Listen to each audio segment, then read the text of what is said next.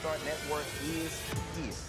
Hold no punches. I'm real revolutionary right now. Black power. Support this man, Black media. He makes sure that our stories are told. Thank you for being the voice of Black America, Roland. Stay black. I love y'all. All momentum we have now, we have to keep this going. The video looks phenomenal. See, this difference between Black Star Network and Black-owned media and something like CNN. You can't be Black-owned media and be scared. It's time to be smart. Bring your eyeballs home. You dig?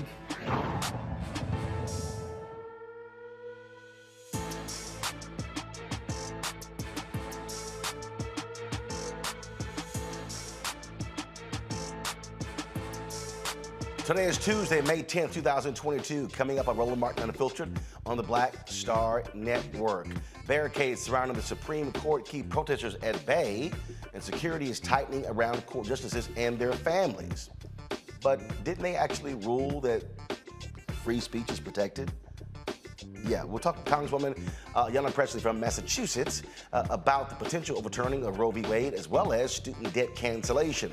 The family of a Black Georgia man killed by police say officers failed to adhere to 4 policies that could have prevented Matthew Zadok Williams' death. We'll hear from his mother and her attorney. COVID vaccine boosters may be more critical than ever. Infectious Disease Specialist Dr. Alexea M Gaffney will explain why, especially with the new variants now spreading across the country. In today's HBCU Connect segment, Fisk University's president will tell us about the innovative endowment gift that will allow the institution for the first time to become an institutional investor in venture capital. And in our marketplace segment, we'll meet 2 friends whose Black-owned eyewear brand is partnering with Nickelodeon to create a children's eyewear line. It's time to bring the funk. I'm Roland Martin Unfiltered on the Black Star Network. Let's go. He's got it. Whatever the biz, he's on it. Whatever it is, he's got the scoop, the fact, the find. And when it breaks, he's right on time and it's rolling. Best believe he's knowing. Putting it down from sports to news to politics. With entertainment just for kicks, he's rolling. It's on go, roll, roll, y'all. It's Roland Martin, yeah. Rolling with Roland now. He's funky, he's fresh, he's real, the best, you know he's Roland Martin now.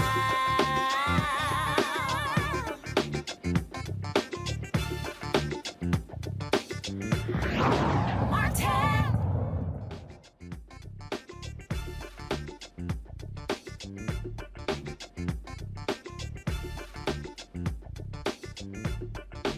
Ever since the leaked draft of a Supreme Court decision regarding Roe v. Wade leaked, there's been an explosion of discussion all across the country, liberals and conservatives, those who are pro-choice, those who are anti-abortion. We've also seen the reaction from the Supreme Court. They've erected barriers around the Supreme Court to keep folks out. But this is the same Supreme Court, though, that previously ruled about buffer zones against abortion clinics. Now we have the United States Senate passing by unanimous consent, increasing the security protection for Supreme Court justices and their families. But this is the same Supreme Court that ruled that it was protected free speech to protest outside of the homes of abortion providers. Why is good for the goose and not good for the gander? Joining us right now is Congresswoman Ayanna Pressley from Massachusetts. Glad to have you back on the show. Don't you find that to be interesting, that the Supreme Court could make these decisions, but then go, oh, but that doesn't apply to us. Applies to the rest of y'all, but doesn't apply to us. Look, peaceful protest and a healthy democracy is certainly fine. That should not come at the expense and the safety of any person or their family. But I would say that it is telling that they would want to move with urgency on that instead of moving with urgency on the Women's Health Protection Act and protecting abortion rights, which is health care. And this is very consistent. You know, with this Senate, we have seen an undermining of progress and a steadfast obstruction of justice. I'm of the opinion and the experience that this Senate has had their foot on the neck of Black America and their knee on my body.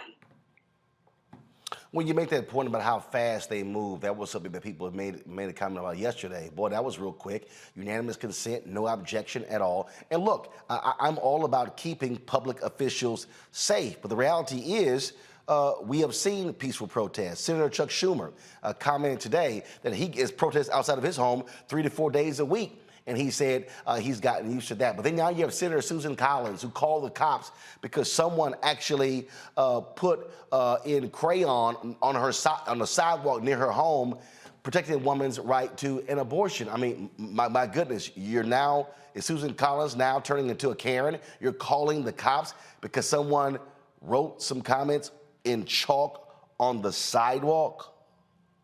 Again, it's telling that this is what they would like to fast track instead of all of the other issues which they have not advanced that are consistent with the will of majority of American people, and also that we desperately need. Everything from restoring voting rights to climate justice, now to agency over our bodies, bodily autonomy, reproductive freedom, and justice. Or the George Floyd Justice and Policing Act. So again, if you're not outraged, you're not paying attention. And what I want is I look forward to this vote coming to the floor so that we can get every senator on record. What side of history are you on? You have undermined progress, obstructed justice time and time again. You have another opportunity to do the right thing, consistent with the will of the people. Majority of Americans support Roe v. Wade and do not want it overturned. So let's get a vote, get folks on the record, and if they're on the wrong side of history, then let's put them on notice. Because again, at this point, when you look at the layered systematic oppression and denial of Black America, from voting rights to the George Floyd Justice and Policing Bill, and now to this issue.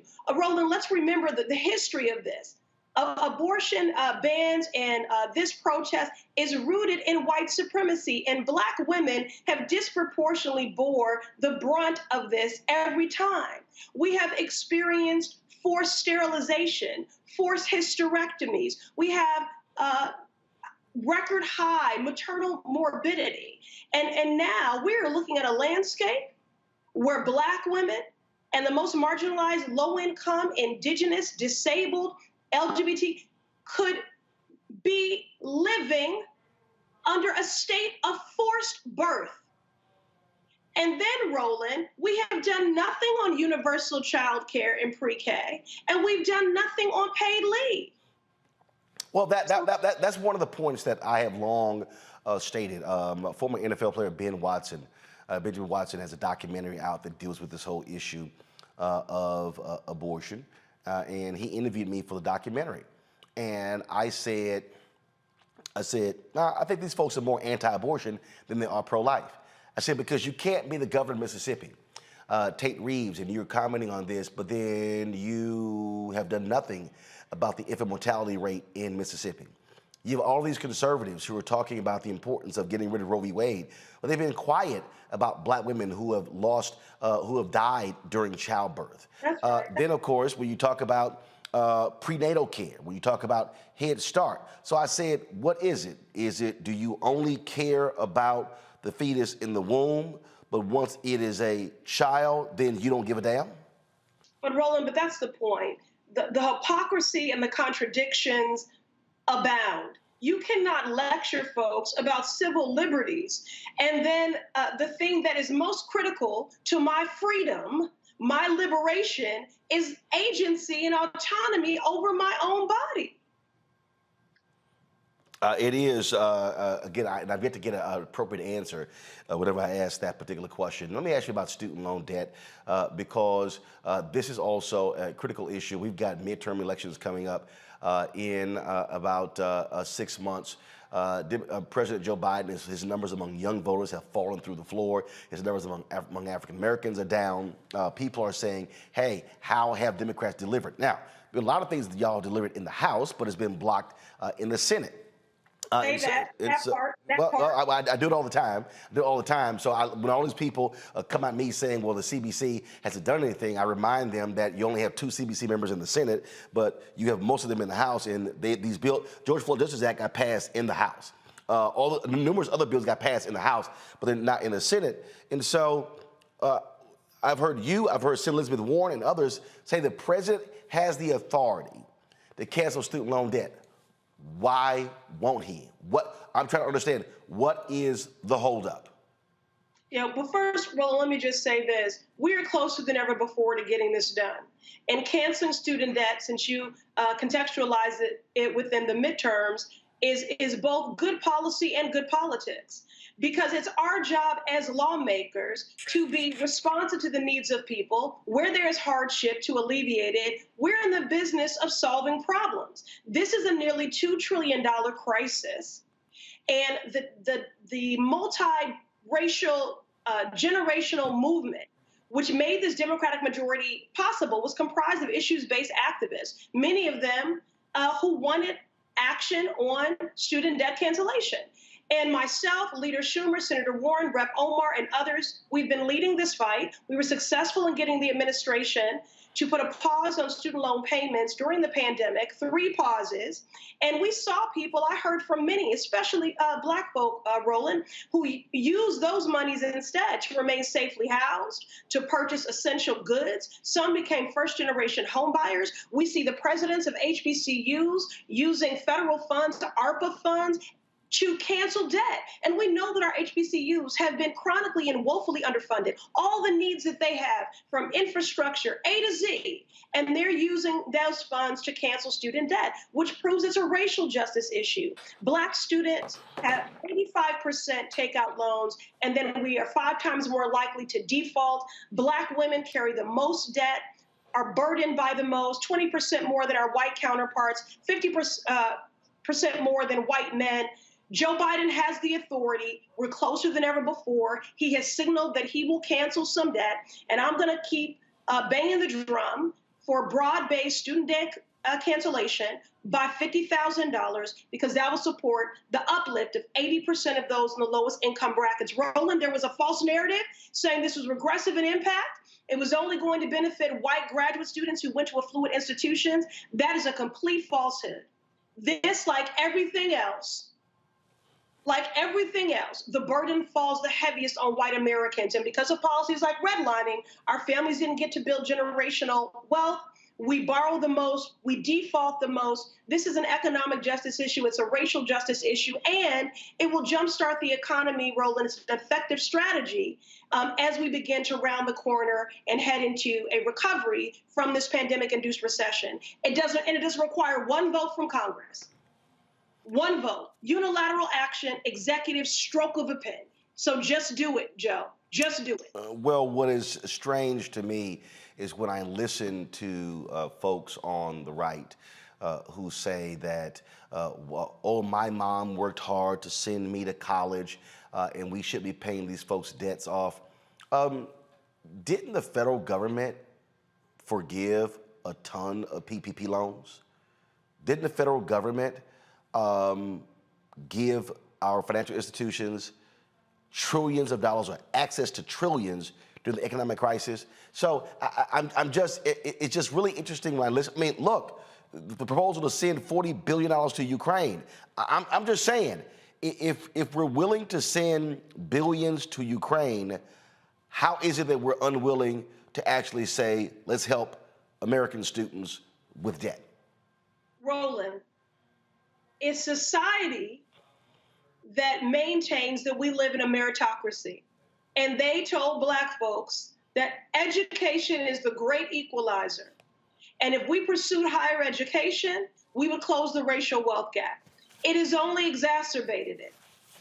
The fact that our families did not have equitable access to the GI Bill, the impact of policies, discriminatory policies like redlining, We borrow more, we default more, we're saddled by more. He can do something about it. Economic justice issue, racial justice issue, and it's a winning issue. It's responsive to the needs of the coalition which elected this president.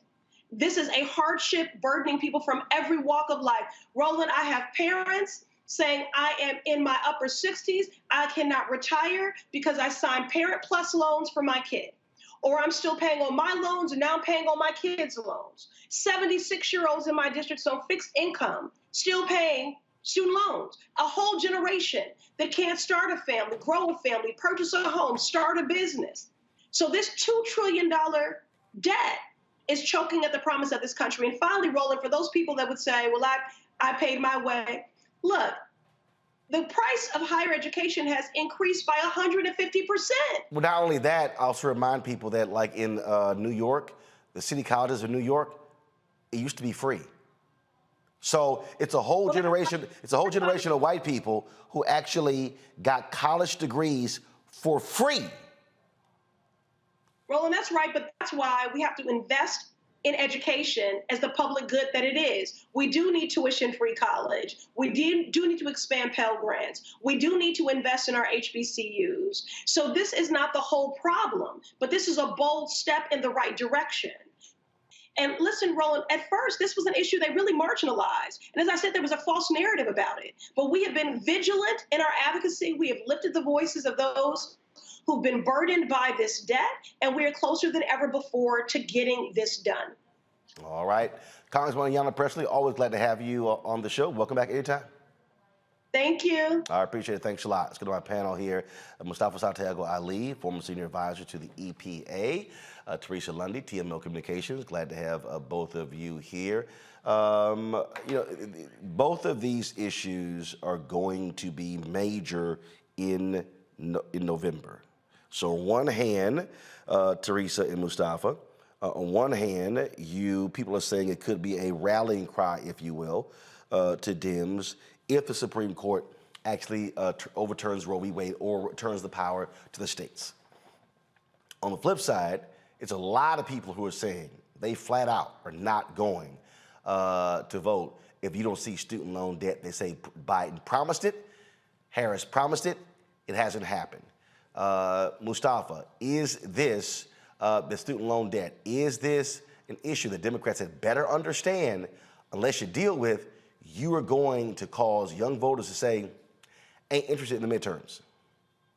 Without a doubt. I mean, I talk and I work with young people all across the country, and this is incredibly important to them. One, as you stated, there was the promise from the president that he would move forward on this.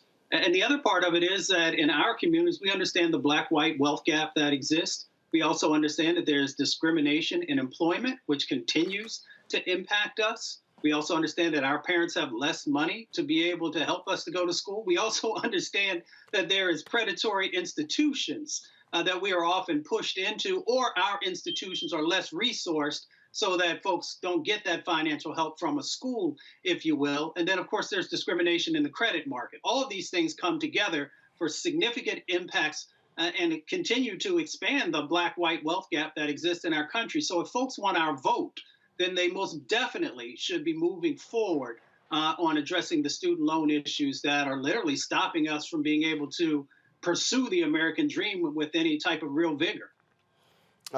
When Vice President Kamala Harris appeared on Joe Madison's show, she actually talked about this.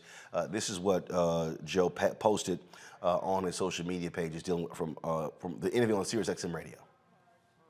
People having to pay their student loans because, of course, during the course of the pandemic, people have suffered greatly in terms of their sources of income, their ability to work, and pay their bills. So we put a pause on it. I will tell you, Joe, for me, this is personal. I had student loans. I'd have to sit there. I finally paid them off, but sit down with that little coupon book and write that check every month, in addition to, rent and everything else. And it's real. It's a real issue. And we really need to give people a little breathing room to get back on their feet during the course of this after the pandemic. And so we're going to keep focusing on borrowers in need, and the pause, I think, will be a good lifeline for allowing people to rebuild from the pandemic. And I assume this will be revisited after the pause in August. I intend to revisit it for sure. It's something I care deeply about. All right. It's something I care deeply about. It is personal to me. I also know that when we look at how it affects different populations based on race, that our Black students and graduates tend to graduate, especially if they're coming from an HBCU, with more debt than other students, and that it has a direct impact on whether that student, that graduate, can buy a home or start a family, or get through the month. It's a real issue. It is a real issue for so many different people, and again, the politics of this, the White House has to understand that it is real, and people are pissed that they have not moved. Yes, they've done loan forgiveness, and now is around $20 billion, but that's not the same as canceling student loan debt. Yeah, you're absolutely right. I mean, if we do not pay attention to actually what's going on with people and their ability to live not only day to day, but month to month and year to year, especially during a pandemic, then I believe, we're almost asking the American people to not pay attention to, what's going on in our government. So like even during the pandemic, yes, we've had about 3 to 4 months of not paying a student loan debt, but what happens after that? What happens when the funds have been exhausted, right? As it just was with the EIDL loan for small businesses. So there are so many issues that, are currently happening where, it feels like, as Rep. Ayanna Pressley already said, this could literally been taken care of with a stroke of a pen, but for some reason, it's an issue that keeps going down the line and into another scenario or situation, which again causes everyone to question, what is their real agenda here? What is the real priority? Because it seems like the priority is not to make sure financial wellness is happening.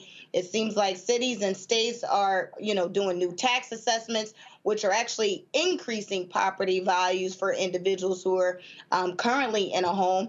And it's not eliminating the debt. It seems like once we get out the pandemic, we have to do more starting over and more preparation on what the future actually looks like financially than we actually do now. And it's actually a disgrace since we're sending money to various institutions and organizations, but something that they could clearly do with a stroke of a pen is not something that is a high priority. Mario, again, it comes down to elections, comes down to votes. And if you don't have people turning out in your favor, you're going to lose.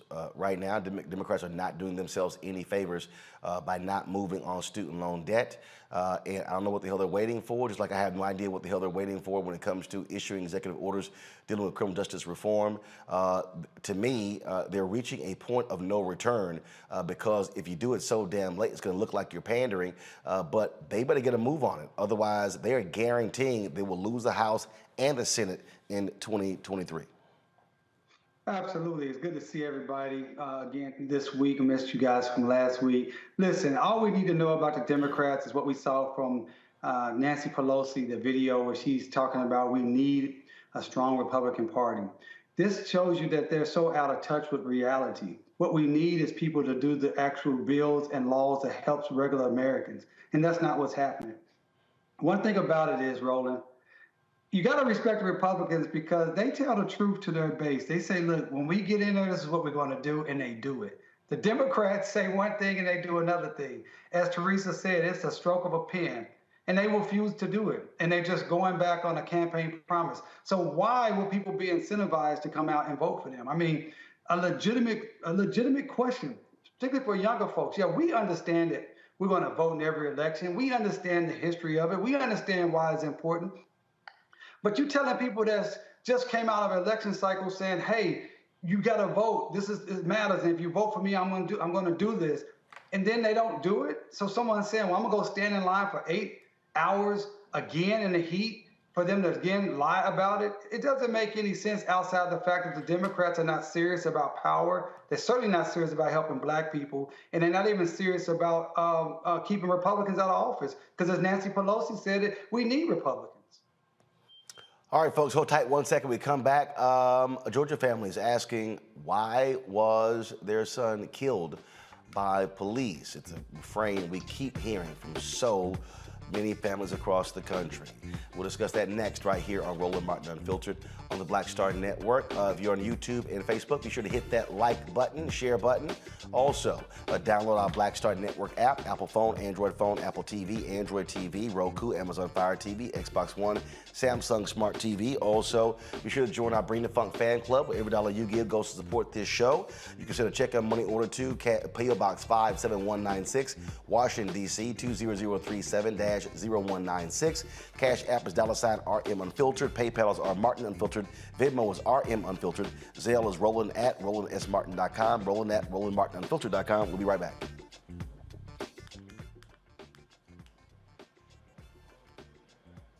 On the next Get Wealthy with me, Deborah Owens, America's Wealth Coach, you're going to learn about the silver tsunami, which means that 1 million people are turning 65 every day, and they're going to need some kind of care.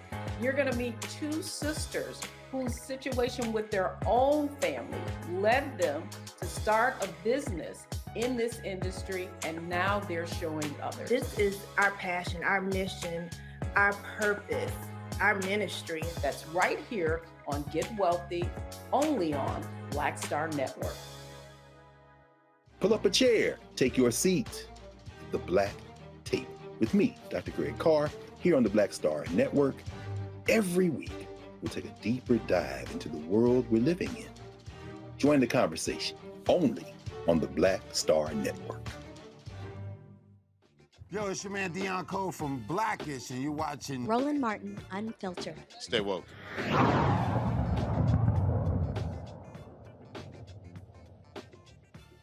It has been a year, and a Georgia family still wants to know why DeKalb County police shot and killed their beloved son and brother. Matthew Zadok Williams was gunned down in his own home after someone called police reporting him as suspicious.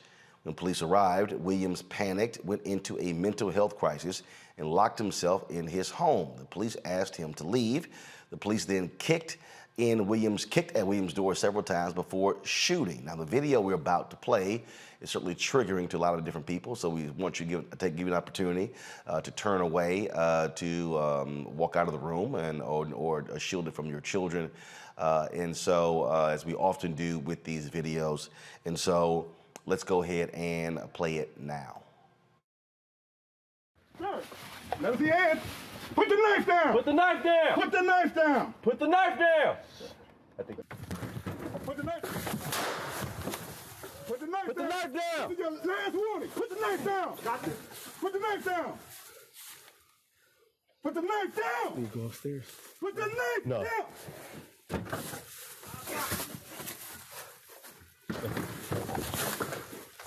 Too many people right here. Too many people right here. Back away. Right here. Sir, put the knife down. My property, sir. Put the knife. Come out and talk to me then. Hey, I'm about to go see them. Okay, defending my property. Come out and talk to us. Put the knife down, man. Out and defending my property. Put the knife If you put the knife down. down, you ain't gonna defend nothing. Sir, you broke into my property, sir. Sir. Put the knife down, man. Just put the knife. Just put the knife down. 121 radio. Do you have a 10-2? 41, 10-3.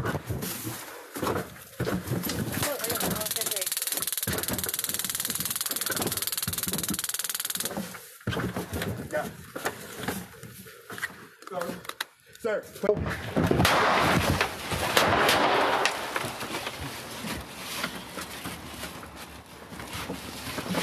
Yeah, move. He's still back. Yeah. All right, we're gonna back off with him. We're gonna back off. The bullets that killed Williams came from Sergeant Devon Perry's gun. Williams was not rendered aid for more than an hour and a half. The medical examiners says Williams died a slow, painful death. We're joined now by Matthew Williams' mother, Chris Ann Lewis, his sisters Hannah and Dr. Beulah Williams, as well as attorney Maule Mel Davis from Atlanta. So I need to understand what I just saw. So someone called police because they say he was acting suspicious. Who called police? And how do they define suspicious? What? Was he walking around his own front yard? Was he with a knife? Was he yelling, screaming? What was suspicious? Well, Roland, that's the question. It was a white woman who was new to the area and did not acknowledge that he lived there. In fact, she said that he didn't live there, which was completely false. He had been a homeowner and owned that home since 2009. And so this white woman says that he was squatting, trespassing, and that led to this crazed police action.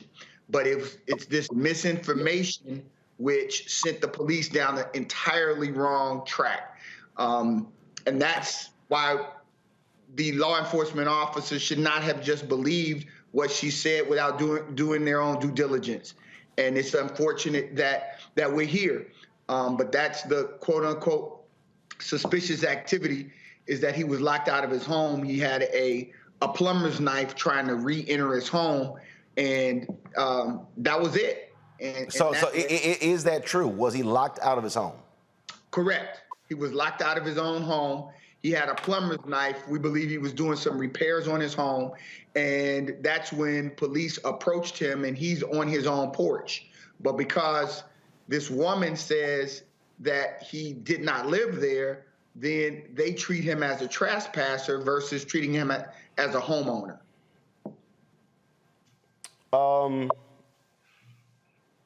Okay. So, Chris Ann, Hannah, and Dr. Beulah, had your son, your brother, had he had mental episodes before? What was described here is that he panicked. What was his history when it came to mental issues, or was this simply an isolated incident?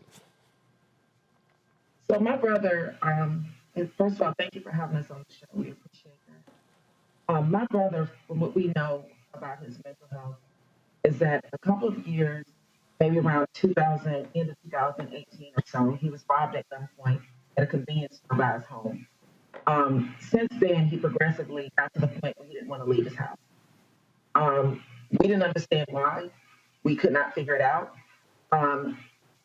It got particularly concerning in 2019. Now, when you say, I'm sorry, when you say we couldn't figure it out, were you aware that he had been robbed? Yes, we knew that. Got it. The girlfriend told us that he had been robbed. And from that point, there was a progression of him not leaving the house. That's a traumatic experience. We often have seen that when women have been sexually assaulted and there's fear of going jogging or leaving their home as well. Go ahead, I'm sorry. Yeah, so, starting in 2019, it just got a little bit worse, where it was the point where he was only coming out of his house for maybe 3 reasons, and that was to get his mail, take out his trash, or work on his plumbing. When 2020 came, pandemic here, nobody's leaving the house. So it became less of a concern for us as a family to try to figure out what was going on. The entire time we're in close communication with my brother. Somebody sees him at least on a weekly basis. We bring him food. We talk to him on the phone all the time. We have a family chat line. We have still are in relationship with my brother, but we could not figure out why it was that he didn't want to come out the house. And as a family, we just didn't know what that was. We tried to figure it out, but we couldn't. My brother was very highly intelligent. He was also, just a person that would not allow, a lot of questions from his sisters. He had 5 older sisters. He's a baby brother, so it's not, I just couldn't put him, on the witness stand and interrogate him about anything. So it wasn't as if, he would answer our questions, but he had normal conversation with him. We were in a relationship with him. We knew something was going on. We just couldn't figure out what it was. But what happened on April the 12th, as far as his mental health crisis outside, he had never seen anything like that before. So so in watching the video, obviously the officers are trying to communicate with him, and they're trying to get him to come out of the home. You hear them say on numerous occasions for him to drop the knife, and I wouldn't be surprised if the reaction from the police department has been, look, they did their job. They tried to get him to come out and talk to establish who he was. But what this still goes to, and I say this all the time, Chris Ann, is that police are simply incapable of handling situations when there's mental illness involved. Their reaction is to shoot to kill. Mm-hmm. And this is when people have been talking about defund the police. Part of this discussion has been to shift resources away from just police departments and then send mental health professionals to be able to reduce the situation, the tensions, because here's the reality. They could have sat there for 2 hours or 3 hours or 4 hours. There was no need to shoot to kill. There was no need to shoot in the first place. There was nothing that my brother did to deserve those shots to be fired into his home. And Roland, DeKalb County has a mental health policy, as Molly can explain to you. DeKalb County has a mental health policy. That's the first of 4 policies that they broke. They should have notified whoever is under whatever their procedure is. They should have followed their own mental health policy, and my son would be alive today. So the county has one, meaning those officers could have pulled back, made a phone call, gotten a mental health professional out there to help diffuse the situation, and they didn't. Roland, it wasn't that it wasn't just a question of should they were required to. That's what people are missing. They were required, once he was in his home, barricaded in his home, and he was not coming out, they were required to contact SWAT and a negotiator and then contact the family. That's per DeKalb County regulations. They violated their own regulations by deciding that they just are going to kick the door in when there's no threat to them. He's behind a closed door. Right. They're on the other side of the door. And they decide we're going to just kick the door in and start shooting. And that's totally inconsistent. And that's what I saw with the video there, in that he's behind the door. They're saying drop the knife. And again, it reminds me of the, first of all, there's so many other cases, but it reminds me of the Kajima Powell case in St. Louis, where mentally disturbed, he had like a butter knife. Cops come on the scene, and it's literally 16 seconds from the door opening to 7 shots fired, killing him, where he sort of flexes at the cops, and they immediately fire. They literally could have retreated behind the car. I mean, he did not have to be killed. Or the young man in Dallas whose black mom called the cops, and the young man was playing with the screwdriver. He was not even charging the cops, and within 20 seconds, he's dead. And so, I mean, this sort of goes on and on and on, and these officers are simply incapable of dealing with this situation. And if you're sitting, he's behind a closed door, and you're saying knife, he's not firing at you, so your life is not in danger. Correct. That's exactly it. That's been our point. Go to my panel, DeMario. Question, comment? Man, I'm just so sorry for this loss for your son. This was ridiculous. I just filed a case just today here in Tulsa with a similar situation with a client. Unfortunately, she was not killed. There was no reason, as your lawyer has already stated, there's no urgency here. Your son was not posing a threat. There's absolutely no reasons for those officers to be doing what they were doing. And their tactics was so terrible. They're standing in front of each other with guns out. I mean, everything about this is ridiculous. They should all have been fired and actually prosecuted. Where are you in the stage of the case? Have you filed a case yet? What is the DA saying there? This is ridiculous. And before you answer that question, I think this also speaks to, highlights the point, it's not about skin color. Everybody say, oh, we need more black officers. The officers I saw in that video were both black. But it's the culture of the police departments that they have no accountability and they can do what they want. We've lost your attorney, but if y'all could go ahead and comment on the state of the case, please. I'm an attorney as well, and I'm his sister. But yes, I love everything that you just said. As far as the status of the case, the DA has had the file since July, the GBI file, and she has yet to make a decision. The latest comment we got from her office is that she's close. She's still investigating. So it's been a year. There's been no decision. The DA has not made a decision, or rather, she's bringing charges for now. This is the Shreveport State in that county.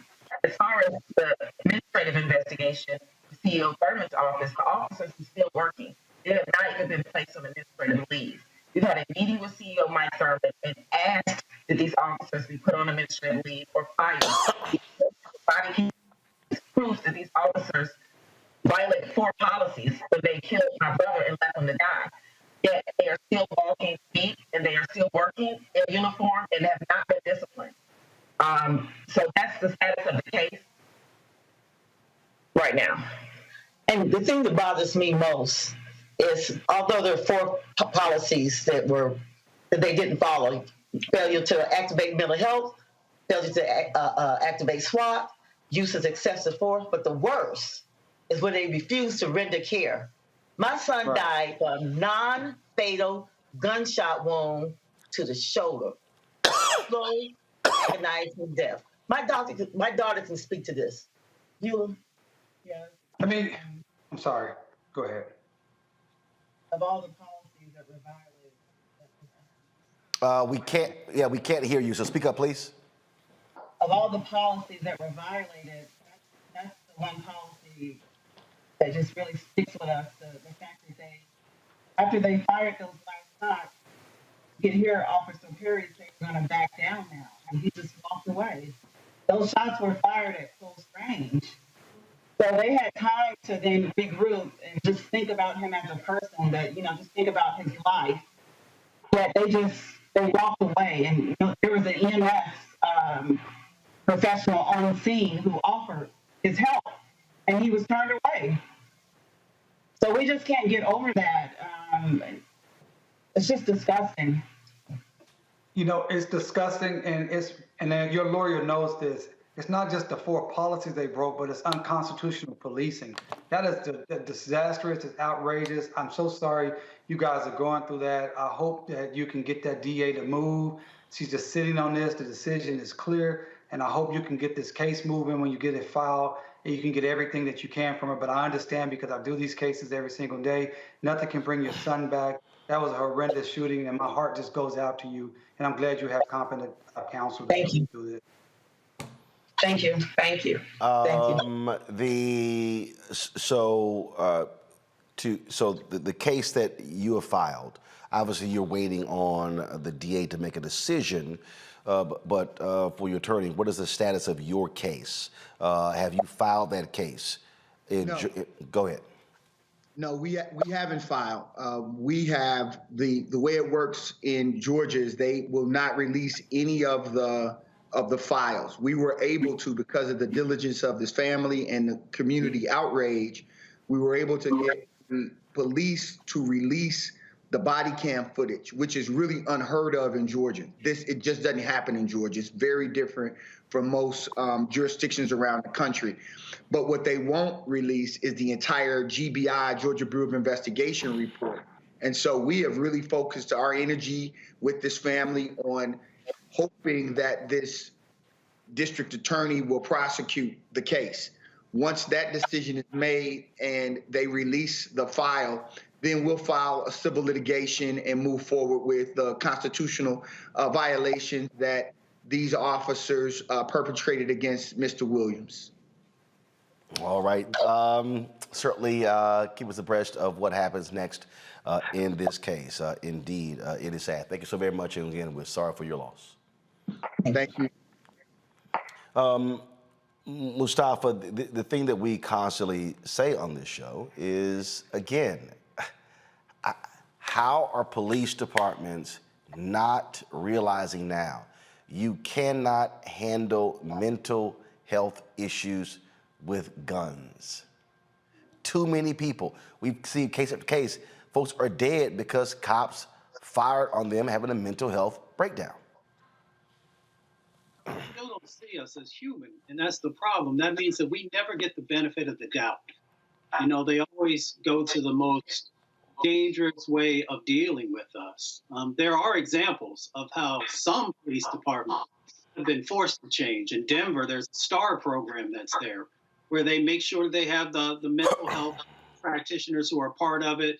I think over the last year, there was about 1,300 calls that came in, and because those individuals were the ones who were engaging, no lives were lost, no assaults, and actually folks weren't even arrested because they gave folks space that was necessary to be able to, walk them through and talk them through the situations that were going on. It's unfortunate that the folks there in Georgia didn't follow the precedent that they have in place or the policy they have in place, and that brother would still be with us. But it goes down to they just don't value our lives. And when they don't value our lives, these are the types of things that play out each and every time.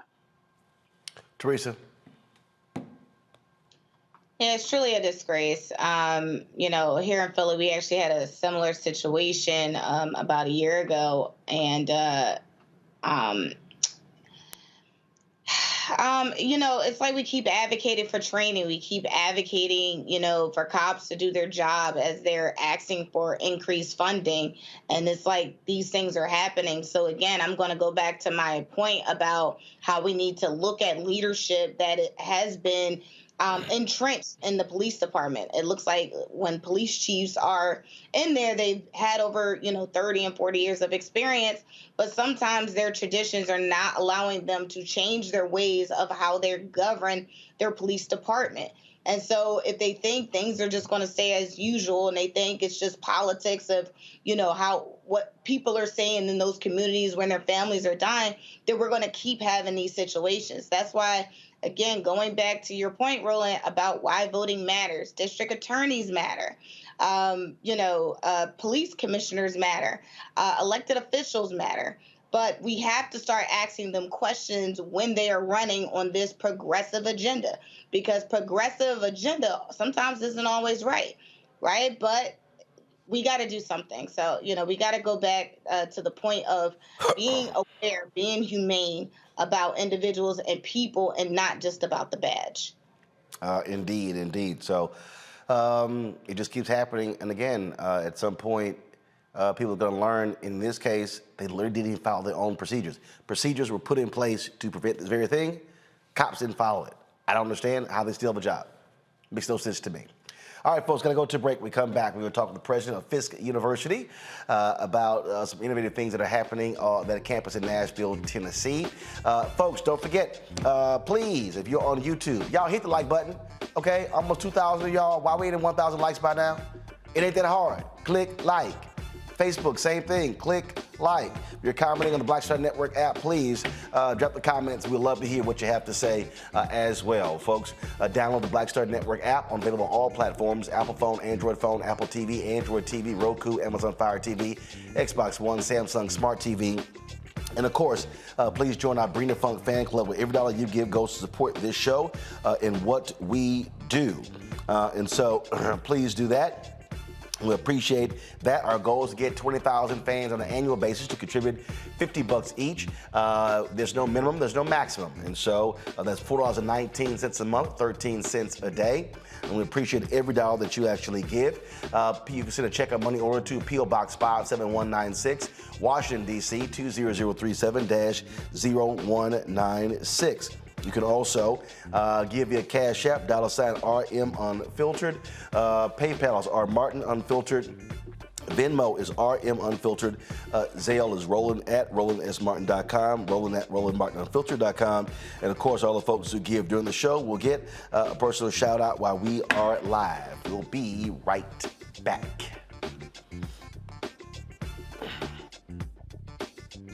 Why is it so hard to see Panther? What deal? Wow. I mean, if you go to Amazon, I think I tried. So I have a collection of That's a hard movie. They charge you $300 on Amazon. I was like, I'm not about to pay no $400 for a VHS copy. What's the deal? Man, it is interesting, Roland. It is the movie they don't want you to see. Power to the people. It's funny. I made New Jack City. You can get it anywhere. Posse, you can see it anywhere.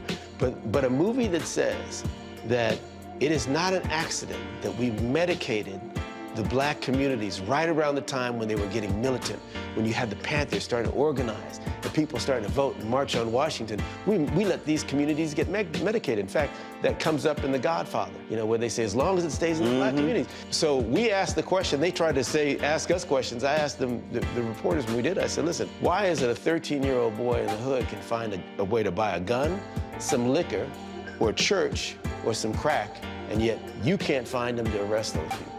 You can't arrest that dealer. Why is that?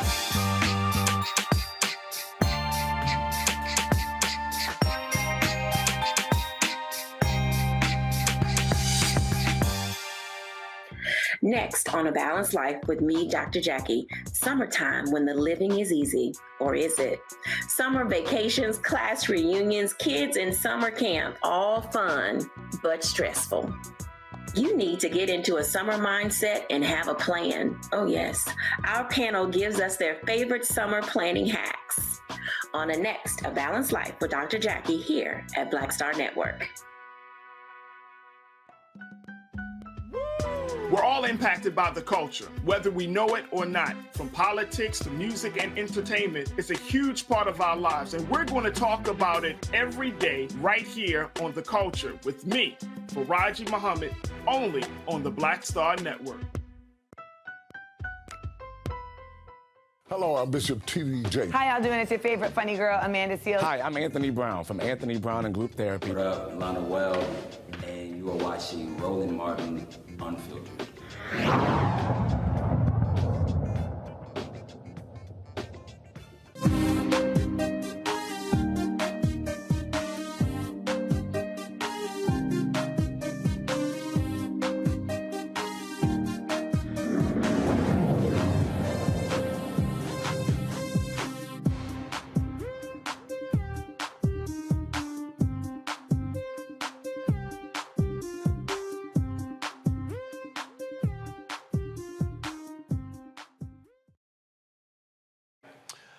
All right, fam. Fisk University. I just completed, course, being the Revis Mitchell Scholar in Residence at Fisk University, and a lot of great things are happening on that campus in Nashville. Joining us right now to talk about that is the president of Fisk University, Van Newkirk.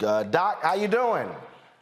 Doing well, enjoying the weather and enjoying being on your show today. So let's talk about what's been going on there. First and foremost, COVID impacted your university like so many others as well. And so tell us how you're doing now with Fisk, as we are still dealing with it, but not in the same way as we were before. Well, we're a small university, but one of the things we did, very student-centered university, we saw our enrollment grow during COVID, and our students were more engaged because what we did as a faculty and as a staff is that we were engaged in constant contact with our students.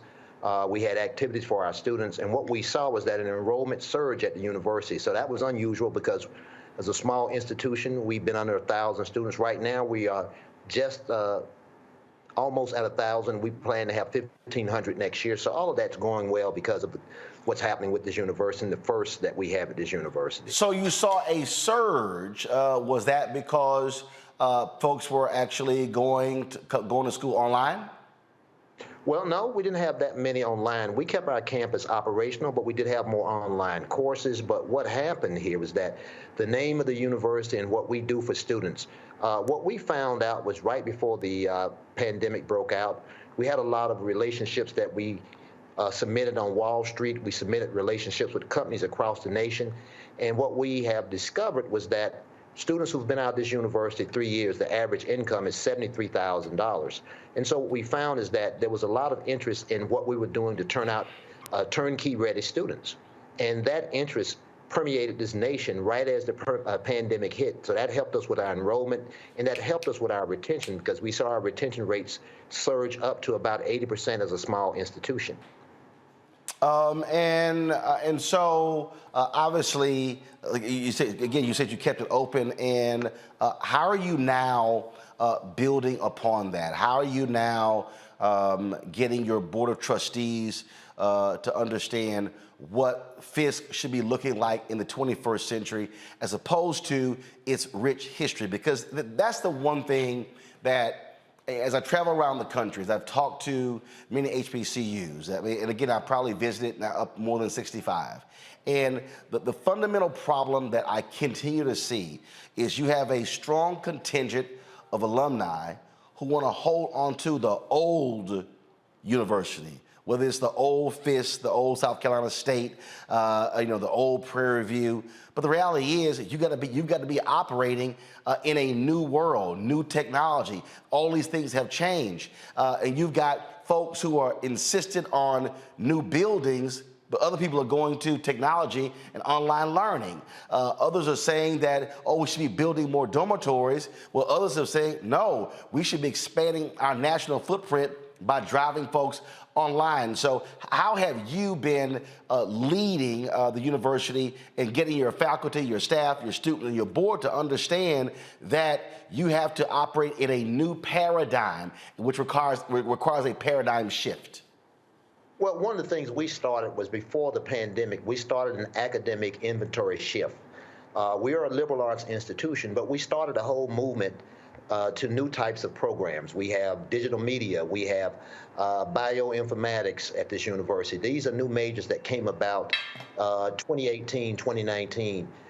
We started a bioengineering program. All of those programs came about to give us that new footprint that we needed to be into the modern world.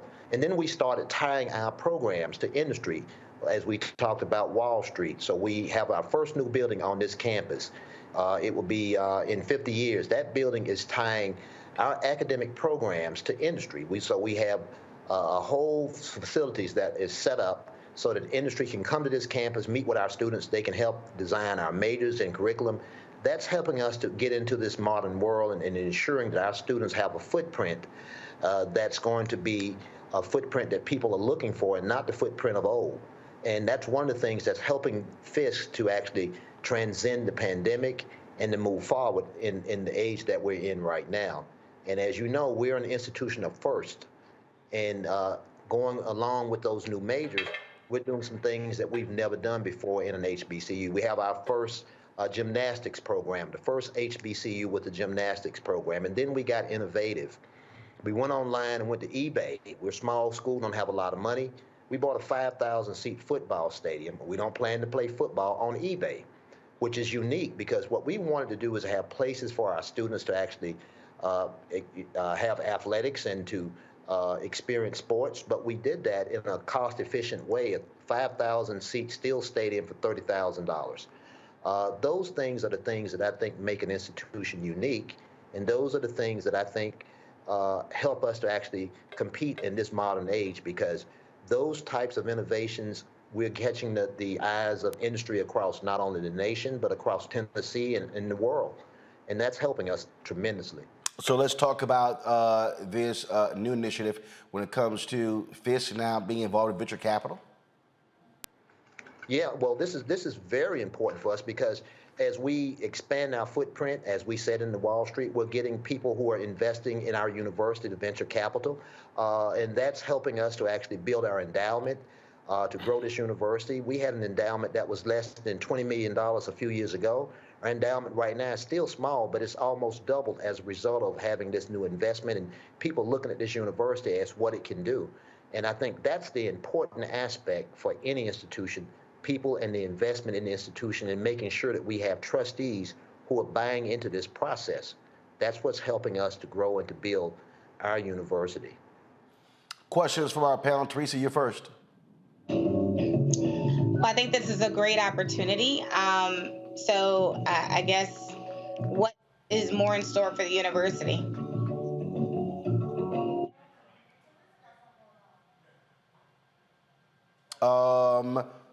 I'm sorry, I don't think Van heard your question. So guys, fix Teresa's audio. Mustafa, what's your question?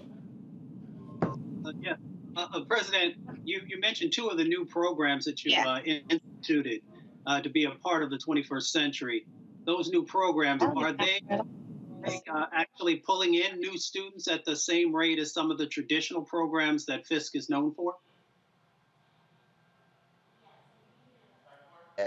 We've started a program that ties us to our past. We started a social justice program, the only master's program in the nation in social justice. And as you know, we are the birthplace of social justice, and those programs are helping us to compete. They're giving us the students that we once had, and students that never thought about Fisk University are coming to this university to get what we have to offer. So I think that's the key part, is having programs that tie us to the future, but also tie our past to the future. DeMario. Yes, really nice to talk with you tonight, President.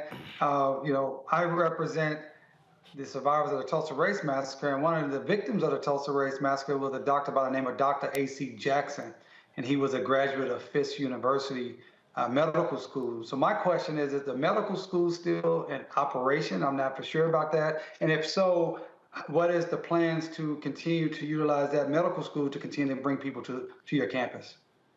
Well, Meharry is next door to us. And if you look at our main and literally next door. Just across the street. And if you look at our main building, the steps to our main building lead down to Meharry. But that's because when students graduated from Fisk, the thought was that they'd walk down the steps and go to Meharry. We actually gave the land that Meharry sits on. Now, this is important for most people to know, is that our largest major today is biology, and it's been biology. And we have more women in biology who leave this institution and go on to become medical MDs than any institution in the nation. And that's because of our relationship with Meharry next door. And that's still a very strong partnership, and it's a partnership that we cherish and we continue to kind of promote as we go forward. So Meharry basically is the medical school for Fisk University in terms of your partnership. Yep. All right, Teresa, I think we can hear you now. Your question for Dr. Newkirk. Yeah, well, congratulations on your, receiving the funds. Just a question about, is there any new programs that you've developed in the midst of, the pandemic or over time that's really engaged the students? Well, we have a new program in risk management that we are developing, and that's in partnership with a number of major companies out of Chicago. And what we want to do is to make sure that our students are keeping in tune in our business program. Now, our business program is the second largest major on this campus. And what we're seeing in that new risk management program is that there's a renewed interest, a renewed buzz. We have a major industry right here in town who gave us money to endow a business professorship, and we have a second business endowed professorship in risk management that came about because of our initiative. So we see that that's going to be an area that we can grow, that we can get new partnerships. And what we are seeing more than anything else is that the number of applications and deposits that we have this year, they're almost double than what we had last year. And last year we had one of our largest freshman classes. As a result, we're building our first new residence hall on this campus since 1961. And because of the expected growth, and our growth has been pretty consistent over the last 5 years, we're building our first new classroom building on this campus in science and in the STEM area since 1938. so we can see that it's all impacting our university and where we go. All right, then. Well, Dr. Newkirk, we certainly appreciate it. Great things are happening there at Fisk. And again, under your leadership, it is needed. A lot of people may not realize that a few years ago, things were looking real dire for Fisk. Folks were even talking about the possibility of the university shutting its doors due to financial issues. And so we're certainly glad to see if that is not the case. Thank you so much for having us. And, you know, we'd love to have everyone down and visit our campus because we're on a growth mode. And we believe at this university, we're going to be, if not the best HBCU, but the best university in the nation. So we look forward to the growth, and thank you for having us on. And I sent, I'm in a chat group with your son and told him that you're going to be on. And he said, quote, "Tell the old man I want him to babysit next month." We're looking forward to it. All right, then. I'll tell him that. All right, Dr. Newkirk, I appreciate it. Thanks a lot. Thank you so much. And again, had a great time being, of course, a scholar in residence, talking to the students there at Fisk, so certainly had a good time. All right, folks, let's go talk about Grambling. Grambling State University, they've launched an investigation into the university's women's volleyball team after the school's new head coach literally cut all of her players a few months into the job. The university released this statement about the investigation. Grambling State University has engaged the National Law Office of Lewis, Brisbois, Biscard, and Smith LLP to conduct an independent review of the allegations involving the women's volleyball program. The review will be led by counsel who are experienced in legal matters involving collegiate athletics and NCAA compliance. A final report will be presented to GSU President Rick Gallo.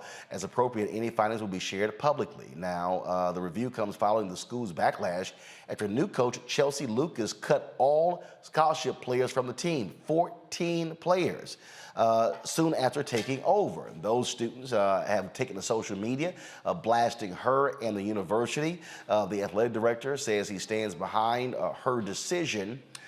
This took place, this first became public, DeMario, about a month ago.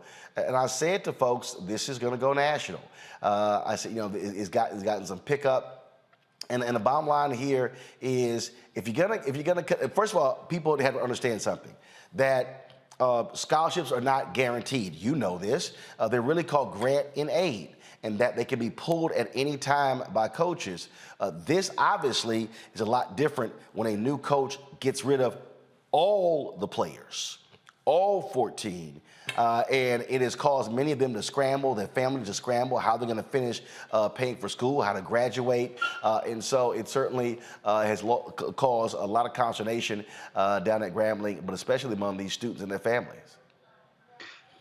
Yeah, I'm not really sure exactly how the rules work with a non-championship level or like a D1 AA where Grambling is. So I don't understand how the coach was able to do this. It doesn't matter. It doesn't matter. It's the same as he's at Oklahoma, and that is okay. Well, if it's the same. Yeah. Okay. If it's the same as Oklahoma, there should be some regulations there that. But I don't understand why the university needs to pay for an outside law firm to come in and do an investigation. I mean, the university hired the coach. Aren't they on the campus with the coach? I mean, are they alleging? Normally when these investigations are like my case when I'm suing the University of Iowa, when they're talking about, racial discrimination or sexism or sexual assault. So it's really unusual to me to see why they need to hire a law firm. That's a very big law firm, prestigious law firm. It's going to be very, very expensive. I mean, what are they going to tell them that the university president or the athletic department, the director, couldn't go to the coach directly and find out, why was this done? What are you trying to accomplish here? I mean, was it a scenario where she was saying, "Oh, you're cut, but you can reapply, you can retry out," and just trying to motivate the players? I mean, I just don't understand what's going on here, and I certainly don't understand why Grambling needs to hire an outside law firm to discuss this with their own coach. I don't get it. The thing here, Mustafa, is if you look at this, certainly the coach doesn't make the decision just on her own. Obviously, had to consult with the athletic director, likely the president, to make the decision. And if Grambling went with that decision, to me, just come out publicly and walk people through, explain what happened, what led to this decision. Right. There should always be transparency in the process. When you leave these gray areas, or folks just don't know what's going on, and they're going to fill in their own sort of narratives about what's up. I mean, I was an athlete in college, and usually for you to lose your scholarship, there usually has to be something significant that's going on. So the athletic director, the president, they had to have had, those conversations about, we're about to make a significant change. This wasn't about one athlete losing their scholarship. This is about the entire team. So for them to make that type of a move means a whole bunch of folks had to be a part of the decision making. And it's just really disrespectful also to these young athletes, because, if you would give them a heads up, they could have made, moves to another school. But when you do this, you really put them at a significant disadvantage. And then you don't even think about, the mental health aspects of the anxiety and depression that could come out of these types of things. Did I do something wrong as an athlete that made you make this choice? Or all these different questions that I'm sure are running through a whole bunch of people's minds, both the parents and those young athletes. So I'm looking forward to seeing how this plays out. And I hope that, there's real restitution for those young athletes who, have their whole lives in front of them. And these types of things could actually, create some barriers moving forward. I remember when Steve Spurrier took over as head football coach at the University of South Carolina, Teresa, he came in and rescinded scholarship offers that were made to some players by the previous coach. And again, a lot of people don't really understand the reality of these programs. They don't understand that, again, that when someone awards you a scholarship, they say, oh, you get a 4-year scholarship. Not true. They literally are 1-year grant in aid. And so a coach can literally pull your so-called scholarship after a year if they feel as if you're not performing. A lot of people have learned about this in the last number of years as we've talked about what's been happening on these college campuses with sports, and this is an example. And so when you sign that letter of intent to attend, it doesn't say no matter what, you're going to get it. They can actually pull it for a variety of reasons.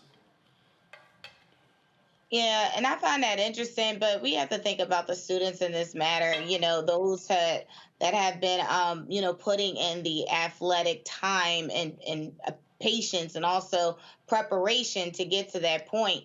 And so when a student receives a scholarship, it's not, just a welcoming of, I'm going to do less work. It's in preparation. I'm going to do more work and hopefully, be able to be on a collegiate level to do so.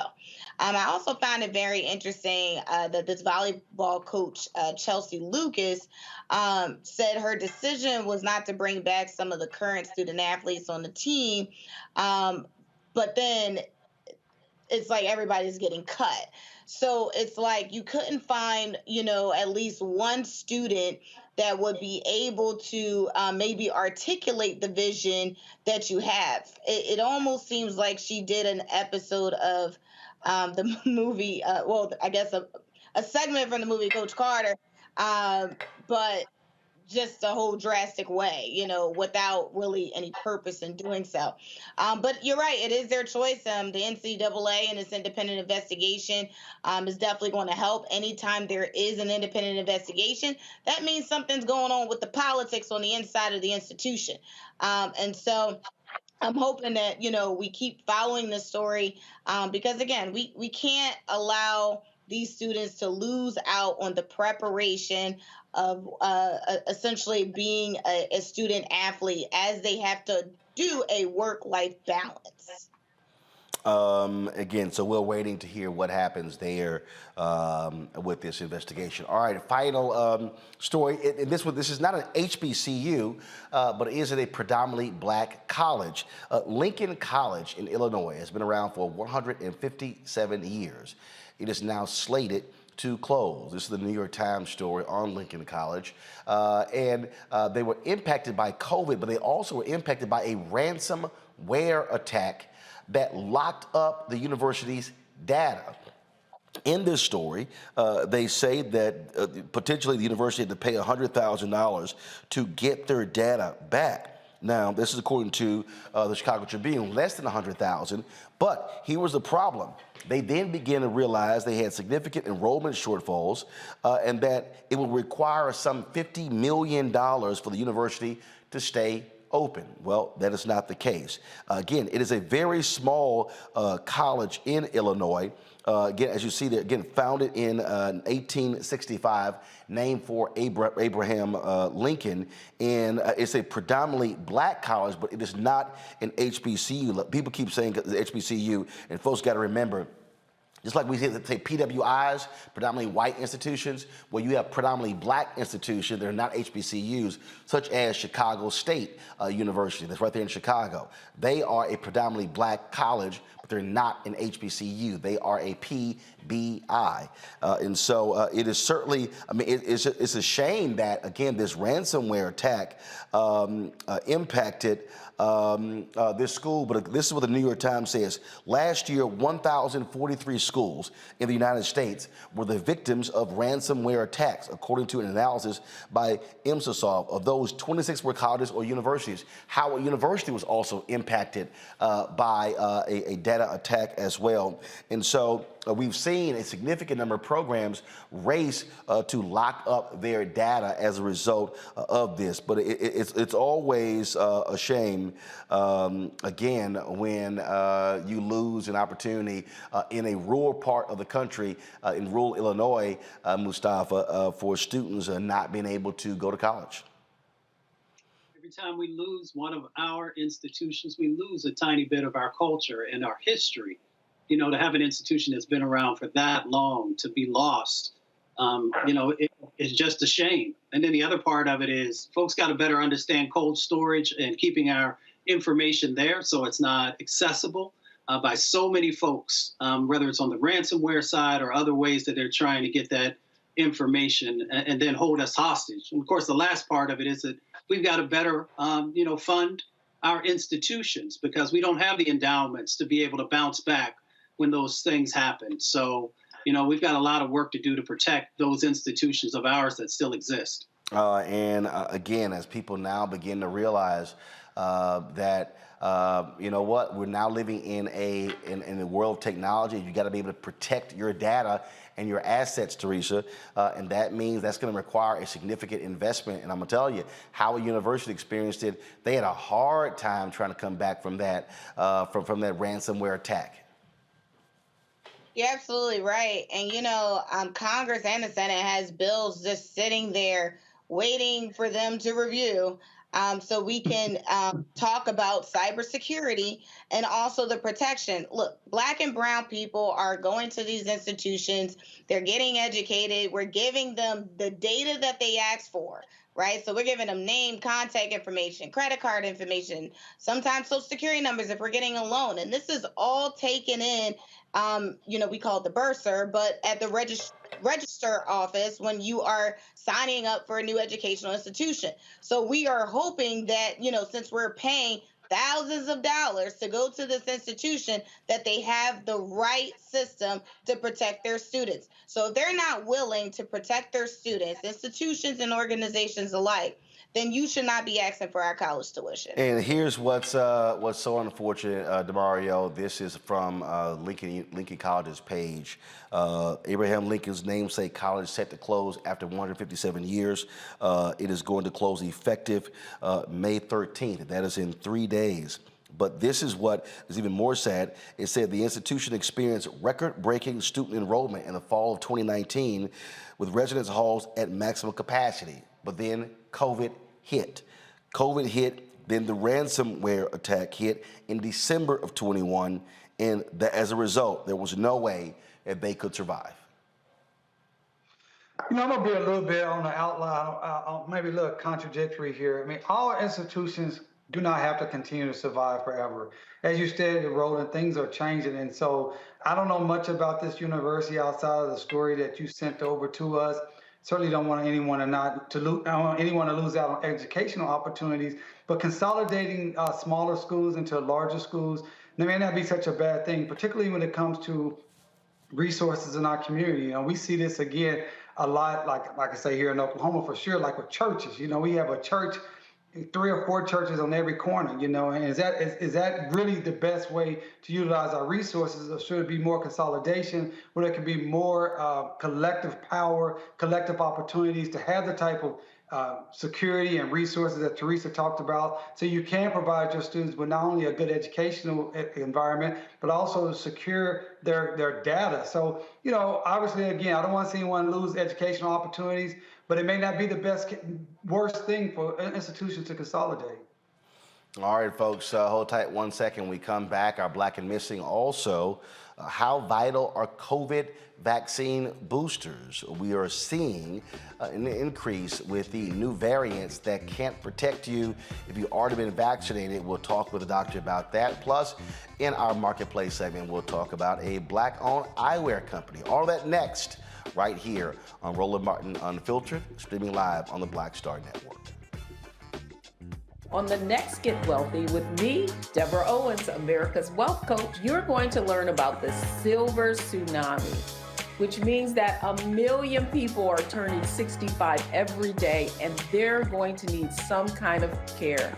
You're going to meet 2 sisters whose situation with their own family led them to start a business in this industry, and now they're showing others. This is our passion, our mission, our purpose, our ministry. That's right here on Get Wealthy, only on Black Star Network.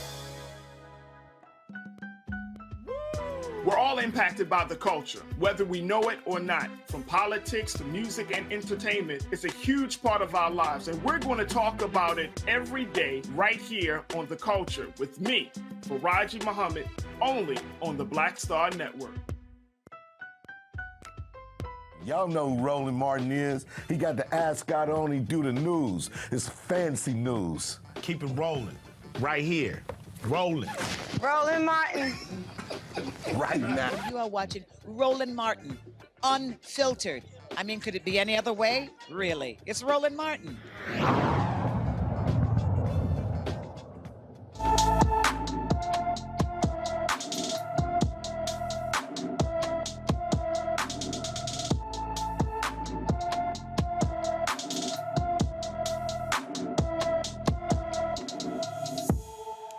17-year-old Maya Emanuel disappeared from Lancaster, California on November 28, 2021.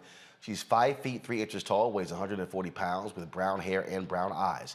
Anyone with information on Maya Emanuel should call the LA County Sheriff's Office at 661-948-8466, 661-948-8466. Folks, experts say we should see up to 100 million more people getting COVID-19 this fall and winter. Today, the U.S. has 83 million reported coronavirus cases and over 1 million deaths since the pandemic started. A new study finds the 4th dose of Moderna or Pfizer, already authorized in the U.S. for people 50 and older, is safe and provides for a substantial boost to immunity at similar or even better levels than a 3rd dose. So, what is going on? Where are we with our doses? Dr. Alexea Gaffney, an infectious disease specialist, joins me to answer that question. Doc, glad to have you here. First and foremost, before we get to the 4th shot, let's deal with the 3rd. Where are we right now on the rates of people getting that 3rd booster? I just got my 3rd booster yesterday. I had to delay that because I got the antibody. After getting COVID in December, I got the antibodies, and so I had to wait a period of time to actually get the booster shot. Yeah. So unfortunately, we're not in a position where we are really changing people's minds. Whereas in the second surge of the pandemic, we saw a lot of people who weren't initially vaccinated rushing out to get the COVID-19 vaccines. We're not seeing that kind of increase in rates of vaccination. So we really haven't moved the number in terms of the percentage of eligible children and adults in the United States, rushing out to get vaccinated. Is that because there was so much attention on the initial vaccine that then people said, okay, fine, I got it, I'm good, not realizing that dissipates, it begins to wane? Yeah, I think there's a mixture of issues or concerns. Some people are saying, they told me it would be 1 dose, then it was 2, now they're talking about a 3rd. I'm just not getting a booster. And so the folks who didn't go out and get a third dose are certainly not interested in getting a fourth dose or getting a booster. There's been a failure to communicate effectively about the difference between getting a booster for some folks and some people, those of us who are moderate to severely immunocompromised, those of us who are very early. That third dose was not really a booster for those individuals. That third dose was the completion of the primary series, and now the fourth dose is being considered the same, a completion of a primary series for the people who are at really high risk, and it's a booster for those who are at average risk to have complications or hospitalization from COVID-19 infection. So one of the things that's interesting, again, we're seeing, like right now, I'm sitting here, I'm going through some tweets here, and just about 25 minutes ago, come on guys, switch. Bill Gates, co-founder of Microsoft, announced Tuesday he had tested positive for COVID-19, experiencing mild symptoms, said he will isolate until he is again healthy. Then we also have, let's see here, Professor Peter Hotez. We've had him on the show down with Texas Children's Hospital in Houston. He said he tested positive, moderate symptoms of fatigue, headache, sore throat, isolating at home, doing Zoom meetings. He says, I'm grateful to have been vaccinated, boosted, would certainly prevented more severe illness. Just started Paxlovid transmission up, be careful. We have these new variant out that is even more infectious. Can you explain to people how so? What is that? So the new variant, which is called BA.2, is considered a subvariant of the Omicron variant or mutated form of the COVID-19 virus. And viruses are smart. They want to live, they want to spread and propagate themselves. So the virus mutates in such a way that changes its behavior or changes its impact on people. So we're seeing even more transmission of these newer variants of the virus. So you can spend less face-to-face time with a person and still become infected. And people are becoming symptomatic in shorter time frames than we saw with the original wild strains of the virus. And so we're seeing increased transmission, and to some degree we're seeing milder illness, but some of that is because we're seeing the illness in people who are vaccinated and or boosted. We're seeing some milder illness because people may have previously been infected, and we're seeing some milder illness just because the virus itself has changed. However, that does not mean that COVID-19 is behaving like a common cold. It does not mean that people are not at risk to get complications like the pneumonia, the blood clots, the long COVID, or long haulers, that we're still seeing huge and significant impacts with long hauler syndrome. We're learning more and more about that. And so even though some people have a milder illness, the hospitalization rates are, again, creeping upwards all over the country, including in areas where people are highly vaccinated. And so we still have to be careful. The whole country has really pulled their mask off, including in the Northeast, where we were really, really aggressive about slowing down the spread of the virus in the beginning. And we've got bitten in the butt, here in New York. Yep, go ahead. Here in New York, we were told by the mayor of New York City, the mask mandates will be dropped and we want to open the city and we want to see our city flourish. And that's important for financial reasons, but it doesn't work for public health issues and public health implications.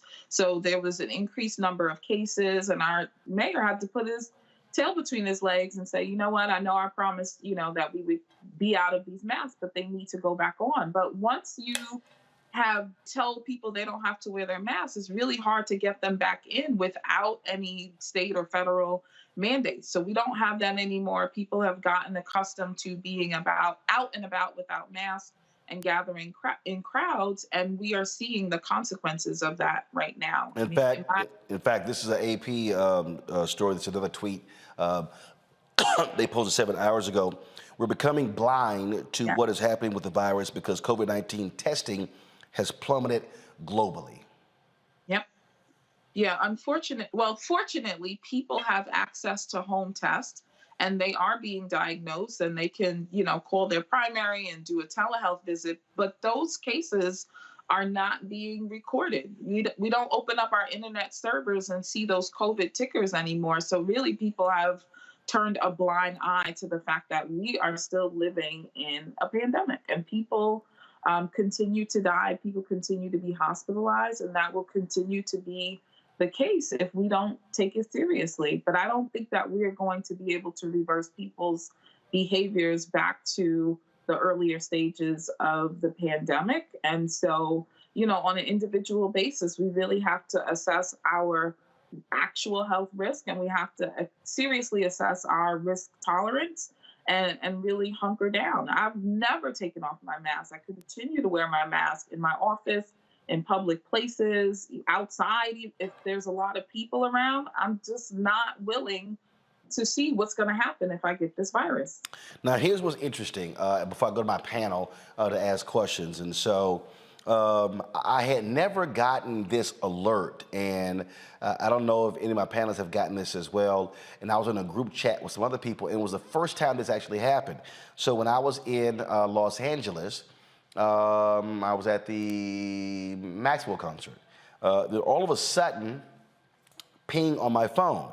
And then it comes up. It came from the DC Health Department, and it said that, give me 1 second. Let me do a screen share 1 second, because I want y'all to see this. And again, this is the first time I'd ever seen this. And I'm like, okay, did I get enrolled in something I wasn't aware of? And it came up and it said, you might have been exposed to COVID-19. The exposure notification system on your cell phone constantly scans and exchanges random tokens with the phones of people you are near to for 15 minutes or more. Then it said one of those people has tested positive for COVID-19. Based on the strength and duration of the signals between the two phones, DC Health believed it is likely you were in close contact with this person and you may have been exposed. If you're experiencing symptoms, recommend you self-quarantine. It goes through all the different directions there. I had not seen that before. Can you explain, first of all, can you explain how I got that notice? Did we enroll in something? So explain this pinging of phones.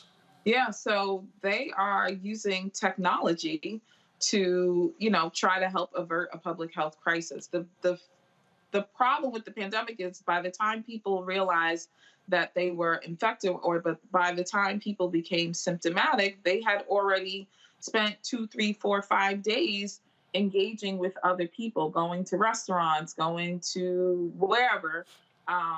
And then they had already spread the virus to a number of people. In the beginning of the pandemic, there was this idea that you could use smartphone technology and, the way our cell phones are tracked and pinged from towers to keep an eye on whether or not people were in proximity to other people who tested positive for COVID.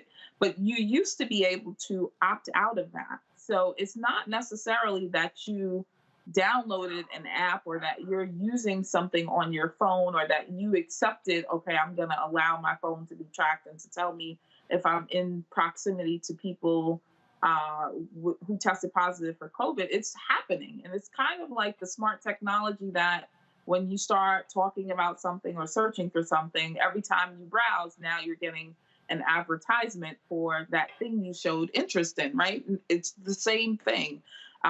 This person who owns this phone tested positive for COVID-19, and their phone was next to Roland's phone. It was next to. And that means somebody tested positive, was entered into a system, and they still traveled. Yeah. Well, there's no mandates, right? Unless you leave the country, there's no rule that says you can't get on an airplane, a bus, a train, etc. We're working on the honor system, but we're not a very honorable country these days. So, any questions from our panelists? I have a question. Go. So, one, thank you so much for the information. It's been tough. Like I'm here in the city of Philadelphia, and kind of to your point about telling people to get masks and then turn over, 3 days later, you don't have to wear a mask anymore. It's really trying.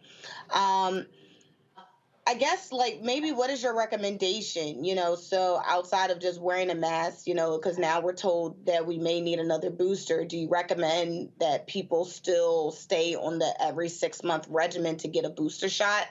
Or do we just mask up and see what happens?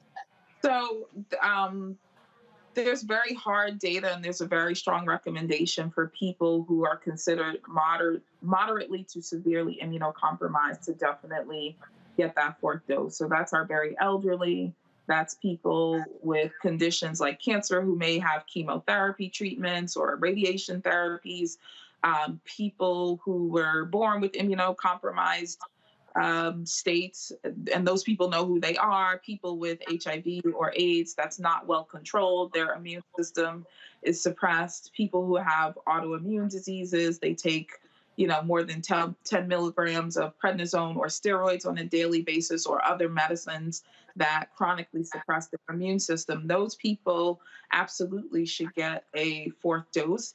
And there's a very set schedule depending upon if you started with Pfizer, Moderna, or a Johnson & Johnson vaccine. And those 4 doses actually pan out to occur over a roughly 4-month period, depending on when you started your vaccine series. We don't all necessarily need to go out and get a 4th dose, but for those people who are at high risk to be hospitalized from COVID or high risk to die from COVID-19 infection should definitely get the 4th dose, and then it can be on a case-by-case basis. There's no checks when you go to present for a booster. They're really going to just be looking at your vaccine card, but there's no documentation in the system that says Dr. Alexea is moderate to severe immunocompromised and Roland isn't. They're relying on people's self-report. And if you're uncertain, really definitely talk to your doctor about that. The other thing to take into consideration would be, what is the likelihood that you are going to get exposed to COVID? Are you someone who is able to work from home, or are you taking public transportation to a office space that may be filled with people with different vaccine status, different mask wearing behaviors, and different levels of tolerance, right? If I keep my mask on all day, every day, and I'm vaccinated, it doesn't matter if the person sitting at the desk next to me is, hanging out with 50 people every time they leave the office. That still poses some risk of exposure. The thing we have to remember is that our vaccines are just that. They're vaccines. They help us avoid severe illness. They help us stay out of the hospital. They help us not die, and they prevent long COVID. But they do not prevent other people who are infected with COVID from breathing that virus on us. And it doesn't prevent us from getting an infection and potentially having symptoms. So it's not perfect, but it's absolutely better protection than doing nothing at all. And I don't recommend that anybody allow themselves to be a sitting duck, because long COVID is real and people are having really severe symptoms, and that syndrome affects literally every organ system in the body, and we have no definitive treatment or cure for long COVID. So beyond the initial, flu-like illness or, severe COVID-19 illness, however you experience it, still there's a significant proportion of people who will get long COVID without a vaccine protection. Any other question, Demario or Mustafa? Man, I don't have a question. I just want to say the doctor is so clear and concise. I appreciate what you're doing and explaining this to us. I have been thinking about, do I have to get another shot? I really don't want to take another shot. So you really cleared up some things in my mind, Doc. I sure appreciate you. Absolutely. My pleasure. Doc, I've had 5 friends in the last 2 weeks who have gotten infected with COVID. A couple of them 32, 33 years old and actually bedridden.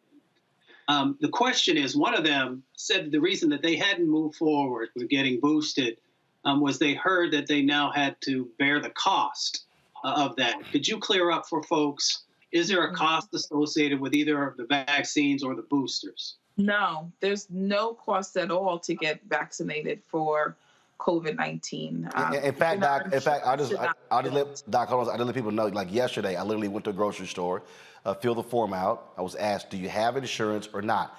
They only asked for the insurance for reporting purposes. It didn't cost me anything to get the booster. Right.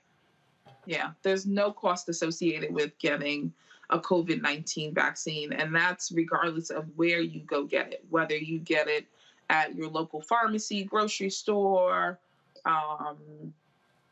whether you get it at your local Department of Health. I was about to name some big box stores, but I don't want to do that.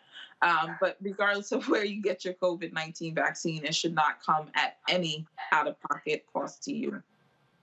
And again, I just want people to understand, all you have to do is, so if you do this here, let me pull it up. So if you send a text, I'm just gonna go ahead and do it so I can show y'all. Let's see, 438.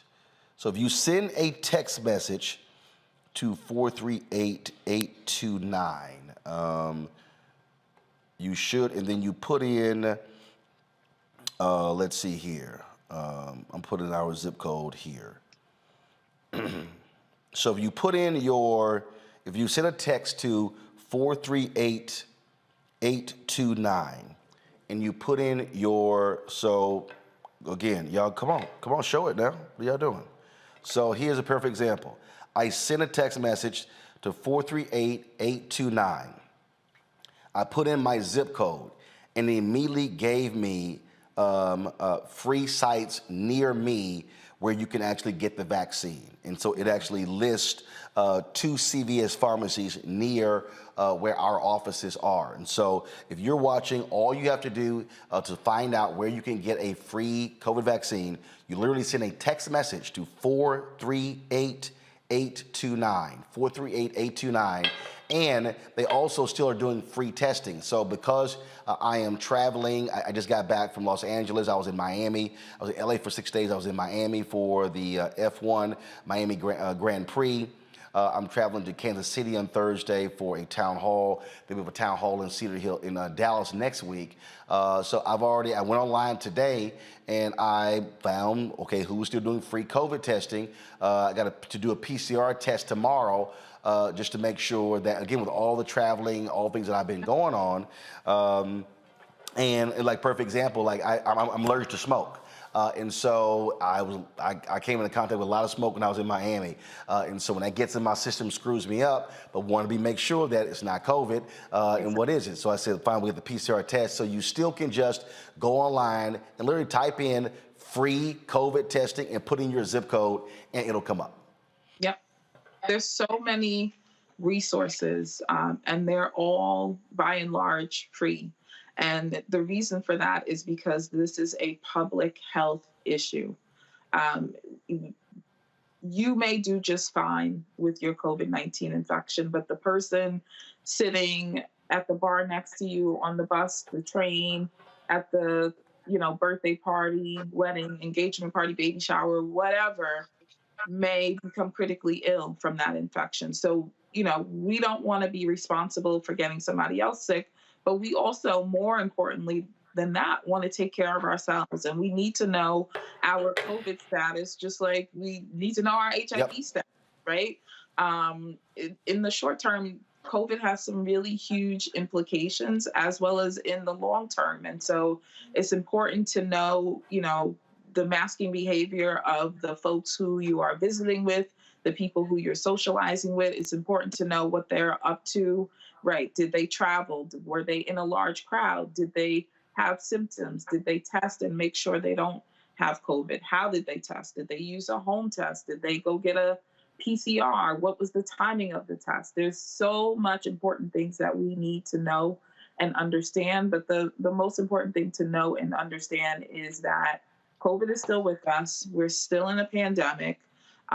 We definitely need to consider getting vaccinated and figure out whether or not you are someone who is at high risk. And if you qualify for a booster, please do go get it. You know, a pain in the arm or a day of feeling achy or crummy or having fevers is a very small price to pay to prevent a critical illness, to prevent a death, to prevent chronic lung disease, and to prevent long COVID, which is a very, very serious outcome that has no specific intervention and no cure.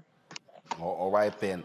Dr. Gaffney, we surely appreciate it. Thank you so very much. Thanks for having me on. All right, folks, we come back. Our marketplace segment, Black Eyewear Company. You definitely want to hear about. You're watching Roland Martin Unfiltered right here on the Black Star Network.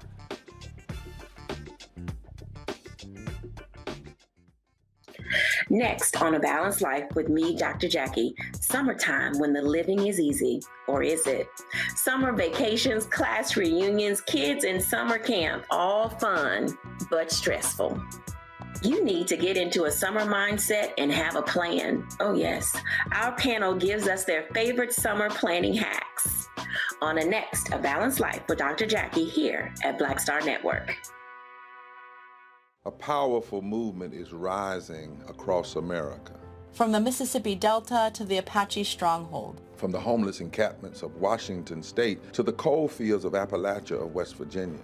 We are the 140 million poor and low-wealth people in this country, and we are building the Poor People's Campaign, a national call for moral revival. On June 18th, ahead of this year's midterm elections, while the Congress is still in session, we will hold a mass poor people's and low-wage workers assembly and moral march on Washington to arrest the attention of the nation, to put a face and a voice on poverty and low wages in this country. This is a watershed moment for justice and democracy in America. There are those who say that transformative change isn't possible, but history teaches us that it is precisely in times like these that people must build a broad and deep movement from the bottom up.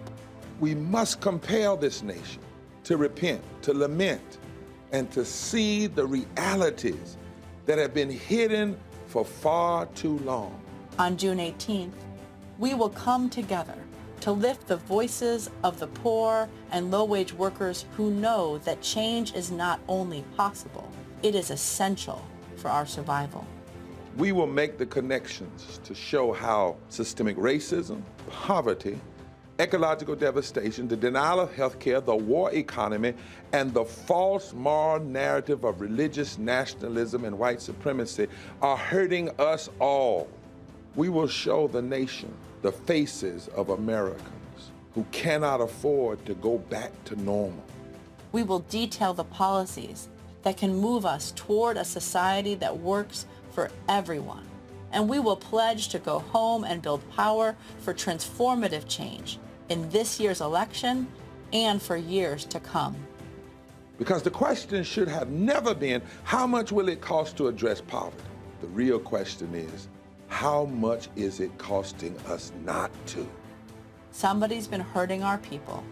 It's gone on far too long.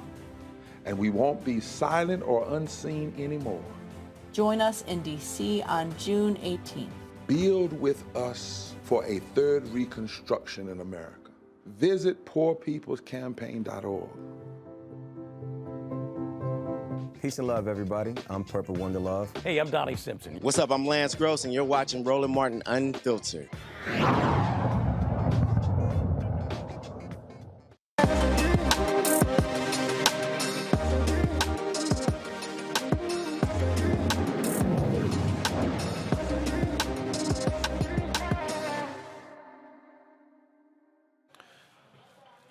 Two successful black businesses are joining forces to help build and generate wealth in our community. Greenwood's largest black-owned digital banking company just bought The Gathering Spot, an exclusive members-only club for black leaders and creatives. This acquisition creates the largest combined financial tech and community platform for African Americans. Co-founders of The Gathering Spot, Ryan Wilson and TK Peterson, will still be at the helm as Chief Community Officer of Greenwood and Vice President of the digital banking platform. And so terms were not released, but certainly congratulations. It's good to see black folks making other black folks millionaires. All right, folks, this next segment is perfect for my staff because all of them are blind as hell. They all wear glasses. Have you ever been to the eye doctor or packing for a vacation and couldn't find any frames you liked? Well, Vontel Eyewear boasts unique frames with African-inspired themes and colors. The company recently linked a deal with Nickelodeon to create a children's eyewear line. Co-founders Nancy Harris and Tracy Green joined us from Brooklyn, New York. Glad to have both of you here. Okay, so first of all, whose idea was to start this unique line? I would say it was me. I lost a pair of expensive glasses and just were tired of all the glasses looking the same and not really fitting well. And I called my best friend, Nancy. We met in Morgan State University, and she lost a pair of glasses too. Say it again. I said, and she lost a pair of glasses too. We were both frustrated, and we wanted something different. Nancy, you made a comment there. Go ahead. Oh, I just said HBCUs in the house. Okay, gotcha. So the impetus was losing an expensive pair of glasses. That's how it started. Okay, and you started how long ago? It's 3 years now. And we started the concept in 2019. And Nancy, how has it grown? Well, it's been growing leaps and bounds. We are getting a lot of attention, but one of the greatest things that we have done most recently is that, like you said, we inked a deal in July of 2021. Vontel was awarded a licensing deal with Viacom-CBS to produce children's eyewear, and we are the first women of color to acquire this deal. So these glasses will be inspired by Nickelodeon characters, so we're going to be able to expand our line from the adults of having the African prints to having the cartoon characters, etc., such as Baby Shark, Paw Patrol, Rugrats, and SpongeBob. I mean, obviously, people wear glasses, and so did y'all say, you know what? Let's get rid of the boring look. Let's make it a little funky. Definitely, absolutely. We wanted pattern. We wanted design. We wanted something that was not in the market. We wanted to see our culture. And you walk into any eyeglass place, they all look the same. And we started with fabrics. And because we launched in the pandemic, we made masks to match. So we were like, hey, everyone's on virtual meetings.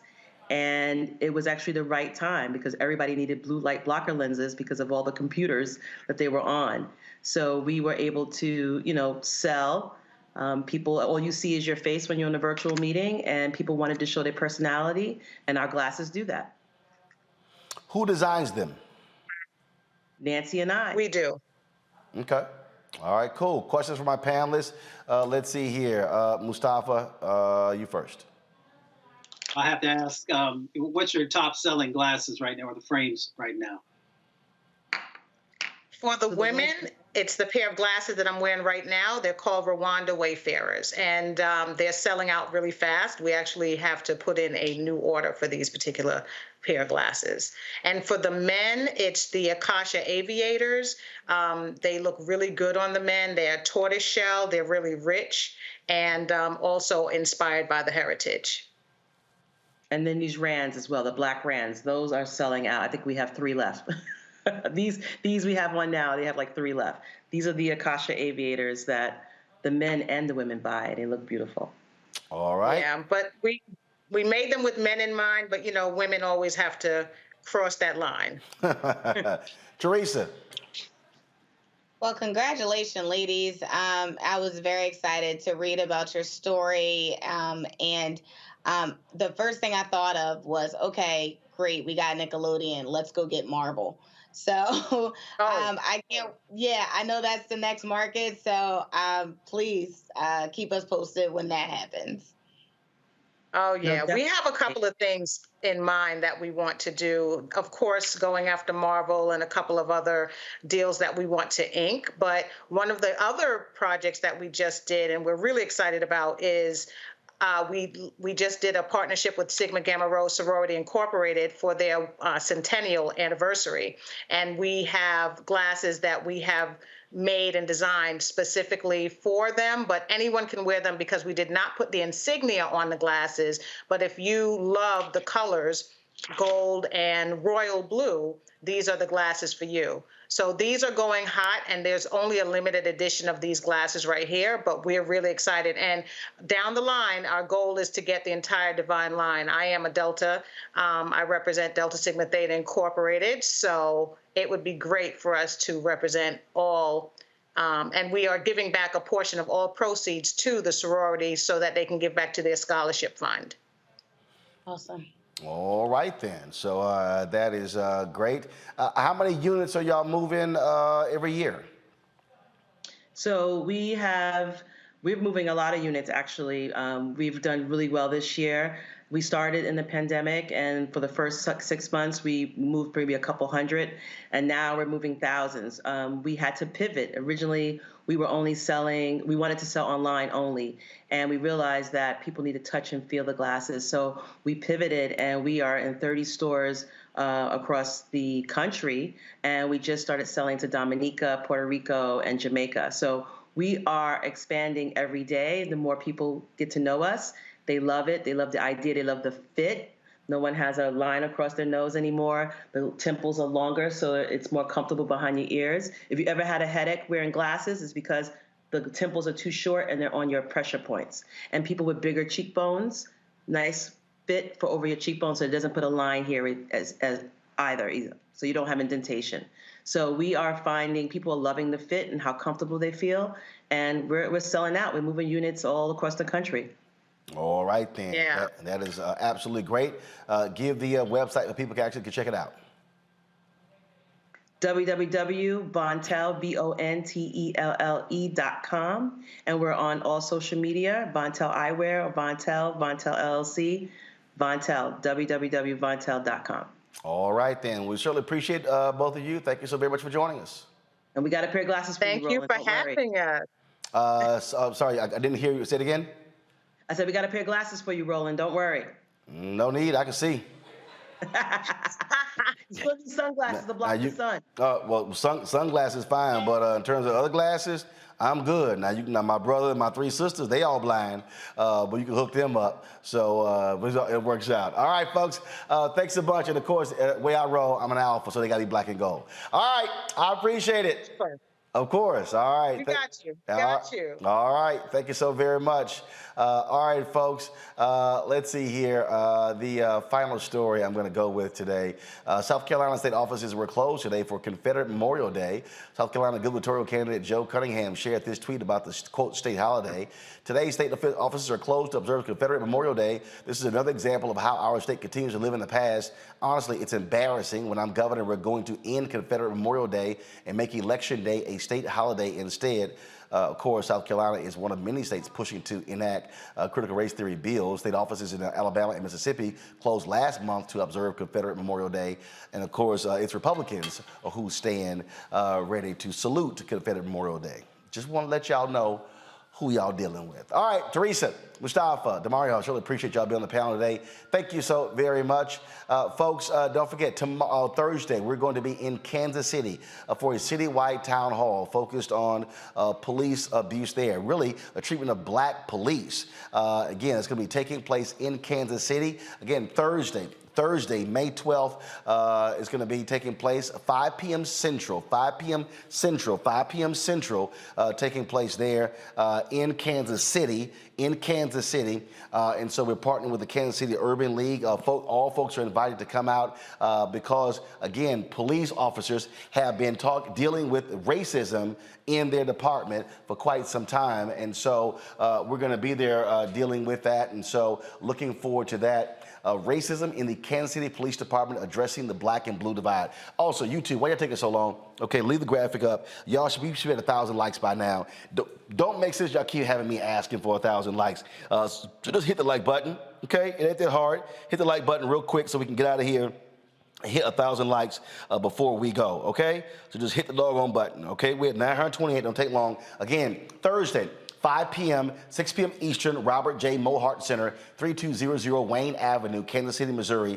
So looking forward to being there and having that conversation. And again, our desire is very simple.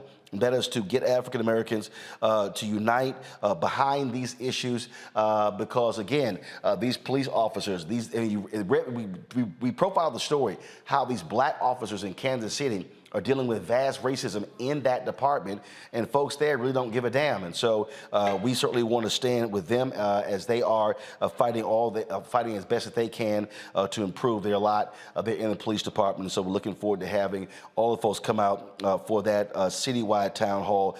Thank you so very much. And finally, YouTube, we hit 1,000 likes. We should do that in the first hour, y'all. Just hit the like button. It ain't that hard.